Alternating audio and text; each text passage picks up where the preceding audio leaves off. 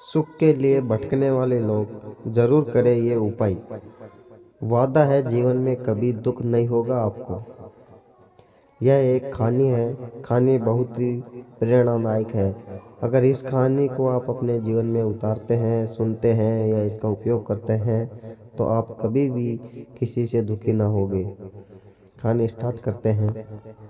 एक बार की बात है, किसी गांव में बहुत ही गरीब किसान रहता था। वह किसान एक समय अमीर भी रहा करता था। वह जब अमीर था तब भी और आज गरीब होने के बाद भी वह दूसरों की मदद किया करता था। वह जितना हो सकता था दूसरों की मदद करता था।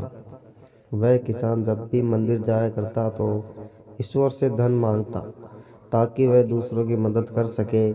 ऐसे ही कुछ समय बीत गया। एक दिन किसान ने एक सपना देखा कि अगले दिन तुम्हारे घर पर एक साधु आएंगे। जब वह तुम्हारे घर आए तो उनके आते ही उनके सिर के पीछे डंडे से स्पर्श करना। डंडे से स्पर्श करते ही पूरे तरह से सोने के बन जाएंगे। इसी तरह तुम फिर से एक अमीर आदमी बन सकते हो, दूसरों की मदद कर सकते हो। अगले दिन ऐसा ही हुआ। उस किसान के घर पर एक साधु ने दस्तक दिया। वह किसान पहले से ही डंडा लेकर तैयार था।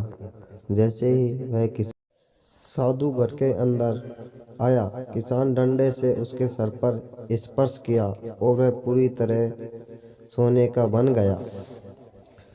अब यह सब कुछ एक नाई ने देख लिया। यह नाई किसान के घर किसान के बाल काटने आया था।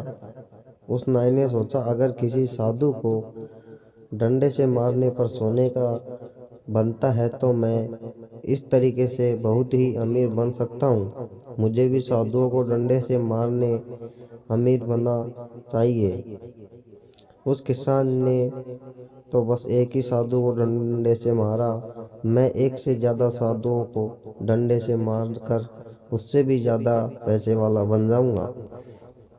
यह सोचकर नाई ने कुछ साधुओं को अपने घर भोजन और दान देने के लिए बुलाया। साधु भी परेशान थे कि जो नाई हमें कभी कुछ नहीं दान दिया, आज वह भोजन भी खिलाएगा और दान भी देगा। वैसे भी वह सभी साधु नाई के बताए समय पर नाई के घर पहुंच गए। नाई ने अपनी सारी तैयारी कर लिया था। जैसे साधु नाई के घर के अंदर गए, नाई ने अपने घर का दरवाजा बंद कर दिया। उसके बाद नाई साधुओं को डंडे से मारने लगा, लेकिन कोई भी साधु सोने का न बना। साधु नाई को इस तरह से मारने के कारण समझ न पा रहे थे।